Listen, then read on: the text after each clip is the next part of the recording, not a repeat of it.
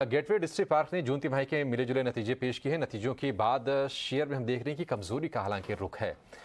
2 दिन से लगातार कमजोरी शेयर में हो रही है और नतीजों पर हमसे खास बातचीत के लिए जुड़ गए हैं कंपनी की सीएमडी प्रेम किशन गुप्ता जी।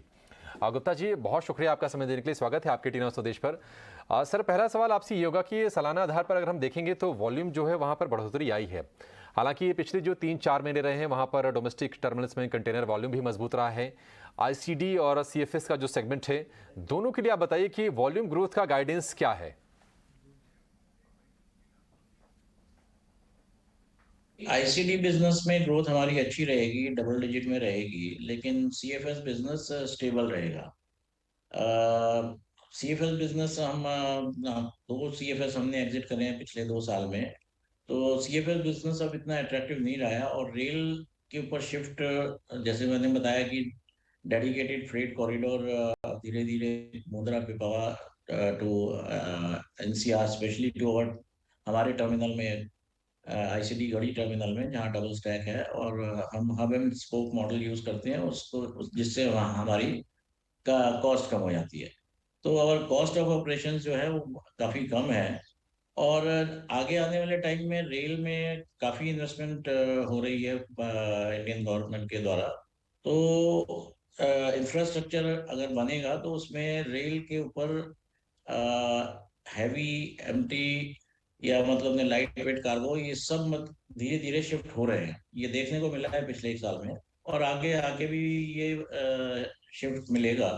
और दूसरा क्या है कि हमारी लोकेशंस ऐसी है कि जिसमें हमारा market share, gateway district parks का मार्केट शेयर थोड़ा थोड़ा हर साल बढ़ता जा रहा है। तो रेल डेफिनेटली लॉन्ग टर्म में इस कंपनी का रेवेन्यू भी हाई रहेगा, मार्जिन भी हाई रहेंगे और प्रॉफिटेबिलिटी भी अच्छी रहेगी। मिस्टर गुप्ता, आपने अपने ऑपरेशनल एफिशिएंसी में भी आने वाले समय में सुधार की बात की है, तो क्या हम एक्सपेक्ट करें कि यहाँ से मार्जिन में सुधार होगा और आने वाले समय में 28 से 30% के मार्जिन फिगर्स देखने को मिल सकते हैं? 28 से 30 तो नहीं, पर 1 से 2% तक मार्जिन इंप्रूव कर सकते हैं।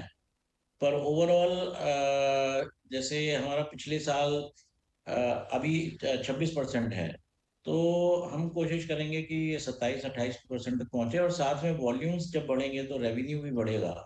तो ओवरऑल EBITDA में बढ़ोतरी होगी। गुप्ता जी, एक आखिरी सवाल आपसे जानना चाहेंगे। देखिए, आपकी जो कंपनी जिस वर्टिकल में, जिस बिजनेस में ऑपरेट करती है, तो सिर्फ आपके शेयर होल्डर्स या फिर आपके सेगमेंट के शेयर होल्डर्स नहीं बल्कि पूरे बाजार की भी नज़र होती है, क्योंकि कहीं ना कहीं वहाँ से ये भी ड्राइव होता है कि आगे के लिए डिमांड का सिनेरियो कैसे है पूरी इकोनॉमी में। ये बताइए, आपके बिजनेस रिस्ट्रक्चरिंग आपने जो किया है उसके बाद रेवेन्यू और मार्केट शेयर को लेकर क्या आउटलुक है? किस तरह से आपके लिए मौके बढ़ने वाले हैं? देखिए, ये धीरे धीरे होता है और मतलब हमने जैसे लास्ट ईयर में 1 साल में अपना एनसीआर मार्केट में 1% शेयर बढ़ाया है।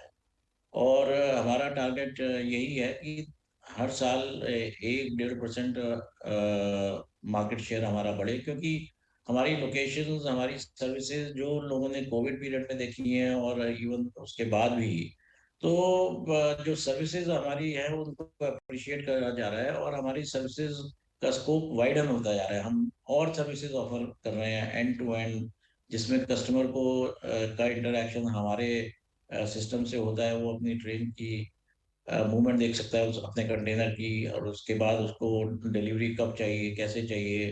तो बहुत सारे कस्टमर्स ऐसे हैं जिनको जस्ट इन टाइम डिलीवरी चाहिए।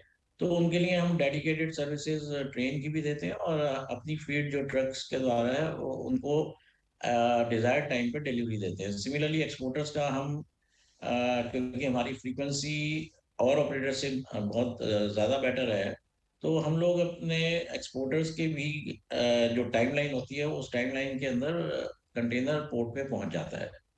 तो ये एफिशिएंसीज आपको आगे देखने को मिलेंगी और इसमें रेवेन्यू डेफिनेटली बढ़ेगा क्योंकि वॉल्यूम्स बढ़ेंगे।